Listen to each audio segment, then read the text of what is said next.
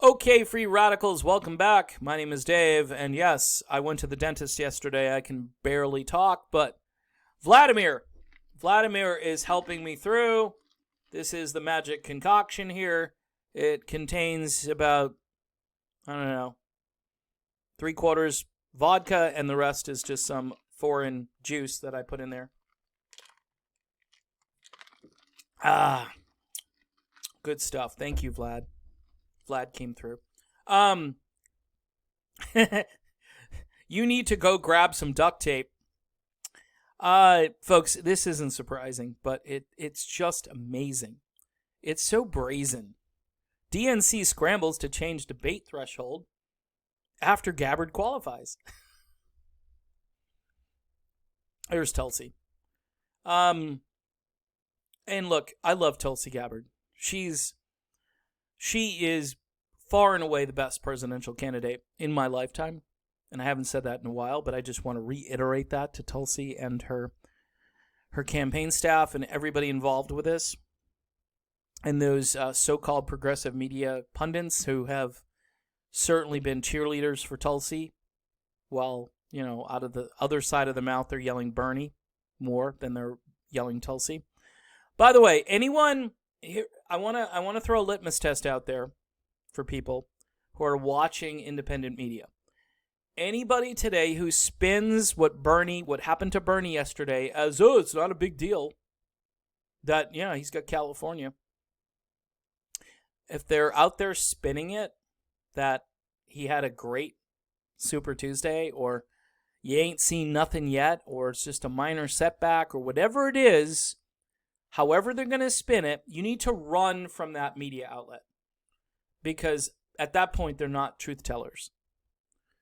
Biden got a lot of votes yesterday, and he coalesced a lot of groups. And a lot of those groups, by the way, are minority groups, Latinos, African Americans, and what we're thinking here, the conventional wisdom here, is that maybe people don't want the old guy screaming at them. Maybe they want somebody who's been in the White House, who's sat in the Oval Office. And I'm not, by the way, I don't take this as I'm really, so happy for Joe Biden, or I want Biden to be president. I don't. I've never wanted Joe Biden, but these attacks on Biden, look, he's not at 100% when it comes to his cognitive abilities, but yet people are willing to vote for him over somebody who's constantly yelling at them and who is trying to be, he's got one half of a foot in the neoliberal establishment. Yeah, okay, I'm for preemptive strikes. Yeah, just put me down for that, okay? And then there's the other half of it, the Cuban thing, which, guess what? The progressive media was like, yeah, literacy is great. What's wrong with literacy? I'm like, dude, that's an unforced error. You don't bring it up. Why bring it up? Just say he's authoritarian. Why bring it up? Well, they did a lot of good things, They got literacy over in Cuba. So what? People getting on little rafts and boats that they're putting together themselves on the beach made out of bamboo and coconuts. So what? Hey, Coast Guard will pick them up. Great, Bernie. Again, it's an unforced error, and it hurt. It hurt him. That was a stupid thing to say. And it didn't need to be said. I mean, again, this goes to my argument that the more the whole, Justice Democrats and all of that, democratic socialism. Look what just happened in Great Britain. Okay? That should have been... Don't moderate the issue message. What you do is you moderate the way you present it. I'm not talking bait and switch. I'm not talking that you have to lie. You present it in a way where people can understand it and how it helps them. I think the Cubans here in South Florida are going to be all lovey-dovey with Bernie Sanders after that stuff. And I get it. In the grand scheme of things, it doesn't really matter about Cuba's literacy. It doesn't. I don't care. Nobody cares. Okay? And that's why it was a dumb thing to say. And he didn't have a great debate. That was the other issue. Bernie did not have a great debate last time out.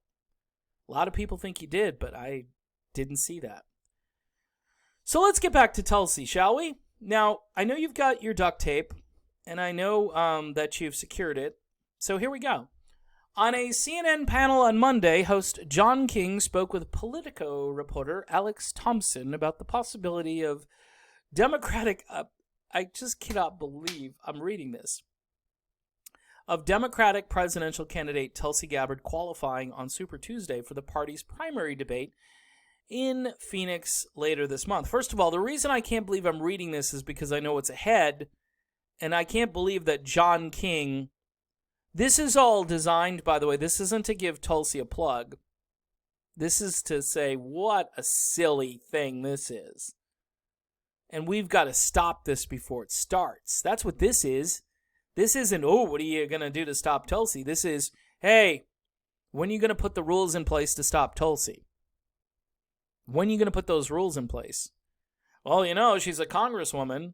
America Samoa votes on Super Tuesday. She's from Hawaii. See the connection there? A little tribalism going on? Hey, tribalism. It's what's driven the campaigns of Bernie, Warren, Kamala Harris. I mean, you go through the list of candidates where tribalism was a key component. And by the way, this isn't the kind of tribalism that you vote blue no matter who. This is, hey, she's one of us. I like her. I like Tulsi Gabbard. Aloha. She serves. She's cool. She can out bench press most of these guys who, well, all of the men who are running. See, why not have a strong woman? I could go off on so many tangents here, but I'm going to stop. The rules, as they now stand, if you get a delegate, you're back in the debates, correct? Yeah, they haven't. I mean, that's been the rule for every single debate, Thompson replied. And the DNC has not released their official guidance. Oh my. They're not prepared for March 15th. Well, gee, that's 11 days away. She got a delegate, and they're going to change the rules in 11 days. They're scared of a third-party run. Why are they scared of a third-party run? If you want to prevent a third-party run, have her in the debates so she can run in the Democratic Party and be on, like level ground with everybody else. But no.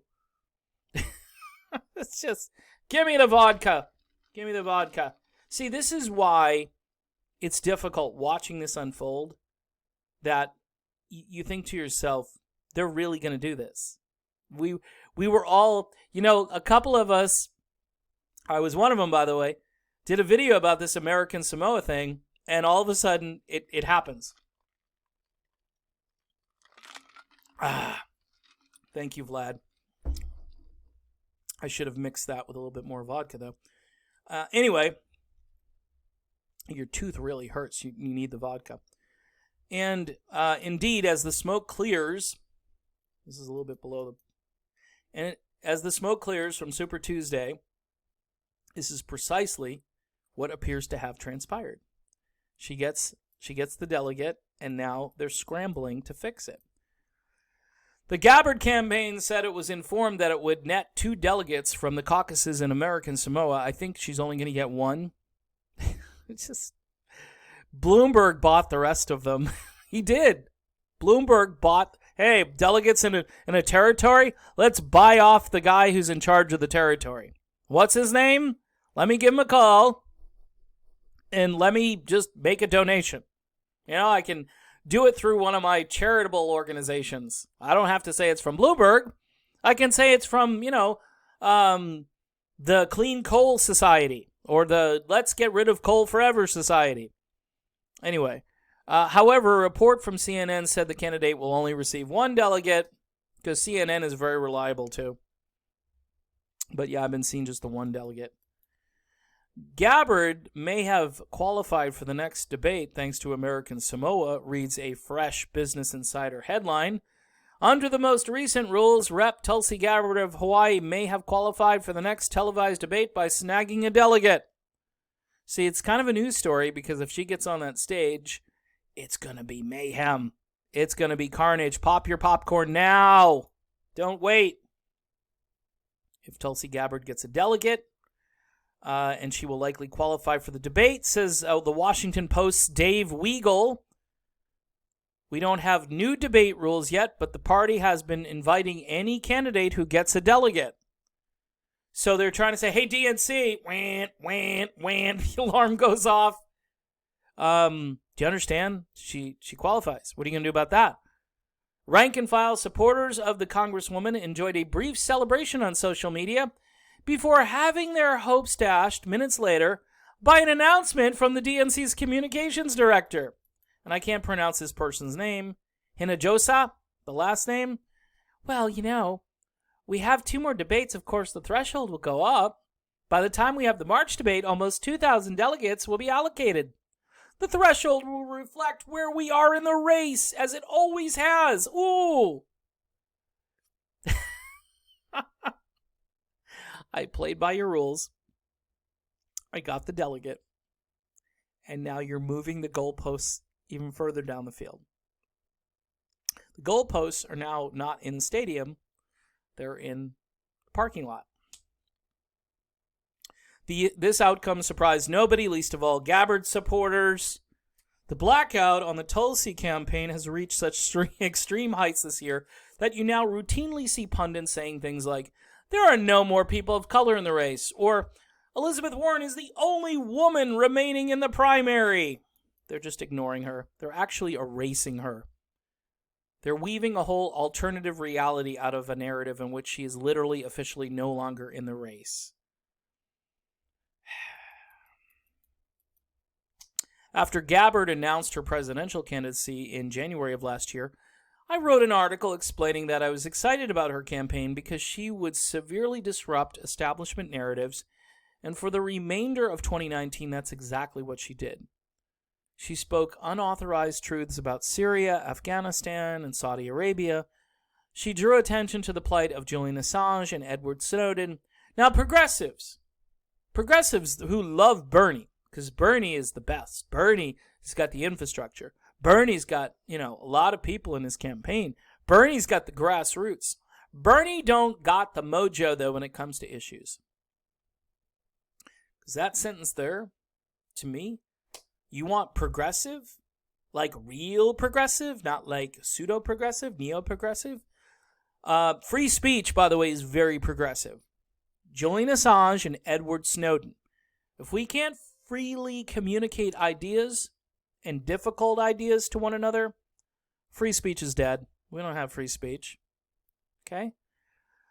Anyway, I'm just shaking my head because the duct tape is and the vodka is starting to wear off and I need more.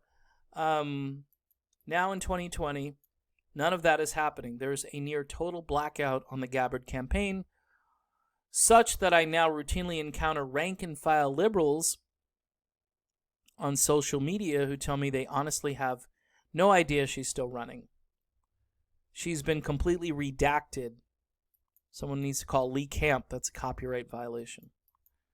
Maybe Lee Camp needs to have Tulsi Gabbard on his show. All candidates of women of color are out. An openly gay married candidate is out. 2 women left. The rest, 70-plus old white men fighting for the future of America in 2020. Because, of course, it's a good tweet, other than the fact that the dude is wrong about the women and wrong about the color. I mean, it's amazing. This has been very, very successful. So, when I say successful, I mean in blocking Tulsi Gabbard. I don't think it's a good thing. And I will continue to talk about Tulsi. I am one of the few channels devoted to doing that every day. Other channels have decided to worry about what cabinet position Tulsi will be. Unless Joe Biden selects Tulsi Gabbard as part of his cabinet, I don't think she's going to be in a cabinet. And I don't know if she would accept from Joe Biden, although for all those people who railed on Tulsi Gabbard for saying that Joe Biden wasn't a racist when everybody in progressive world was like, yep, he's a racist, racist, racist, racist. Well, the racist is getting all kinds of support from African Americans. He is. So if he's such a racist, why is he getting that support? Why did Jim Clyburn Jim Clyburn reset Joe Biden's campaign. He did. Because whether you like Jim Clyburn or not, you can't say that he isn't for the African American community. You know, the means to get there might not be your means, but again, that was a huge moment in this campaign. And anyone who just discounts it and says, Jim Clyburn's a racist. This is where we're at. This is where we're going. Look, I tell you what, if it's Biden against Trump, you really got to start thinking about a third party. You could write Tulsi in, yeah, but you really got to start thinking. And there are so many people saying to me, Dave, it's going to be Trump. It's going to be Trump. Trump has certain instincts on foreign policy. I mean, there are some troops coming back from Afghanistan. Is that just a little drop in the bucket? Yes. But it's moving in.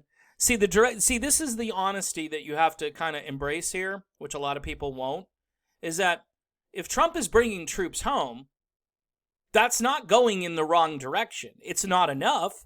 But again, it's like on the pendulum. It's like, which way do you want your pendulum to swing? Do you want, neoliberal foreign policy? You want the Hillary Clinton? Joe Biden will go everywhere and anywhere the generals tell him to go. And when I say generals, by the way, I was corrected on this. Let me rephrase and say the military industrial complex and the people in those agencies who are making foreign policy. Those people will come to the president, Joe Biden, and say, hey, think we should go to Syria. Think we need to go to Lebanon. And Joe Biden will be like, what? But okay. Yeah, you guys know the best. I trust you guys.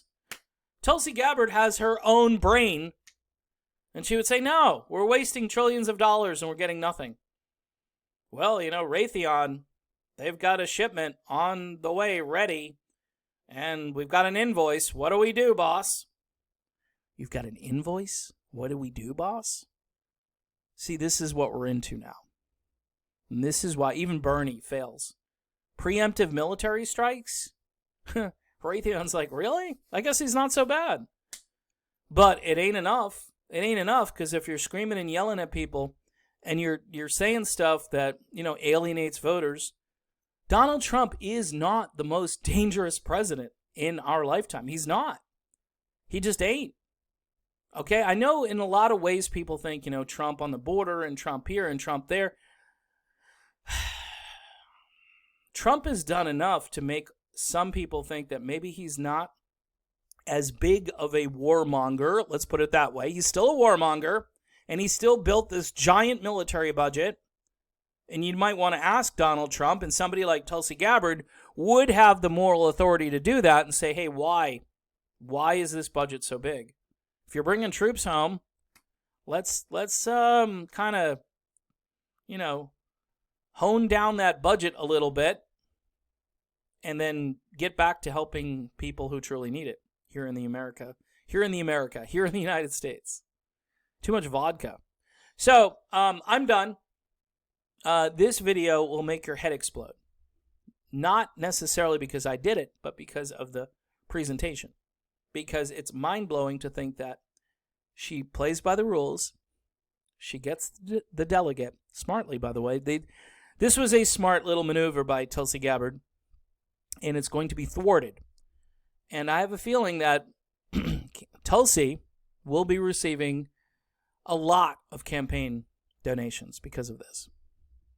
Because once people see that, again, they're blocking, the people that love Tulsi Gabbard are going to step up to the plate again.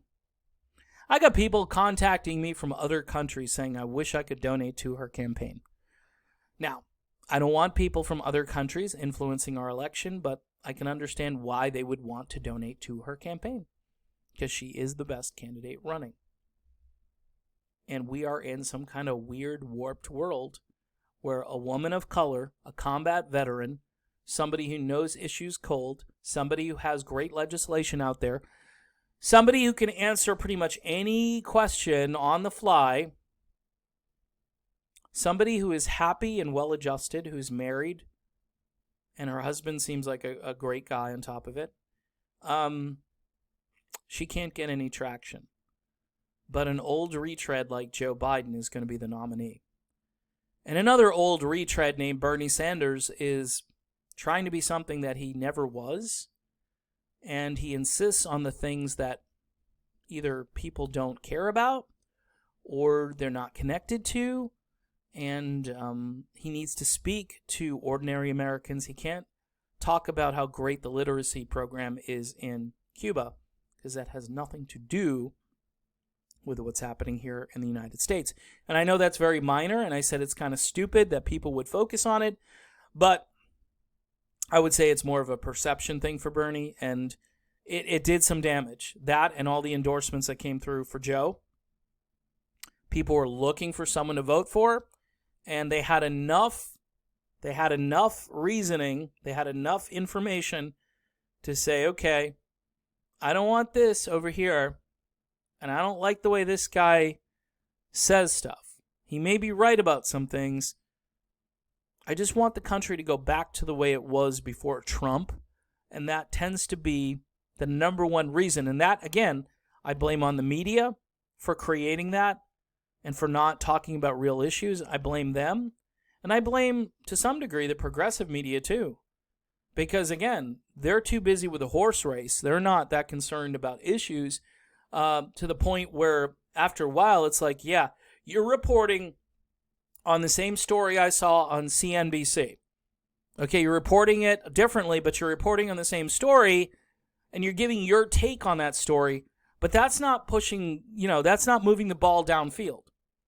What you need to do is sit there and go, okay, how do we fix this? And I was saying and shouting and yelling at people for months that we need another way around this, but everyone, this is our system. Bernie's going to win. It's going to be great. All right, we'll see if Bernie wins. All right, I'm done. Thanks for watching. Don't forget to subscribe.